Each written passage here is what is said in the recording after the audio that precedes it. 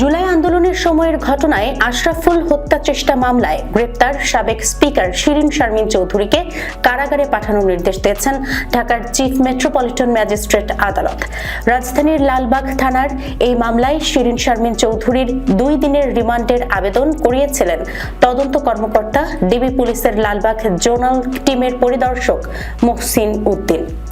অন্যদিকে শিরিন শারমিনের পক্ষে জামিনের আবেদন করেছিলেন তার আইনজীবী। তবে ঢাকার মেট্রোপলিটন ম্যাজিস্ট্রেট জুয়েল রানার আদালত আবেদন দুইটি মঞ্জুর করেননি।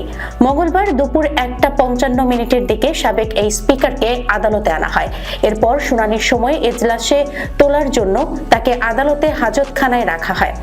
রিমান্ড আবেদনে বলা হয়েছিল, মামলার 1 নম্বর আসামি শেখ হাসিনা ও 3 নম্বর আসামি শিরিন শারমিন চৌধুরী সহ অন্যরা রাষ্ট্রীয় গুরুত্বপূর্ণ সিদ্ধান্ত গ্রহণে কুশীলব ছিলেন।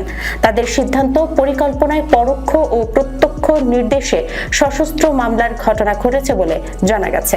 জিজ্ঞাসাবাদে আসামি তার নাম, ঠিকানা এবং মামলার তদন্ত সহায়ক গুরুত্বপূর্ণ তথ্য দিয়েছেন।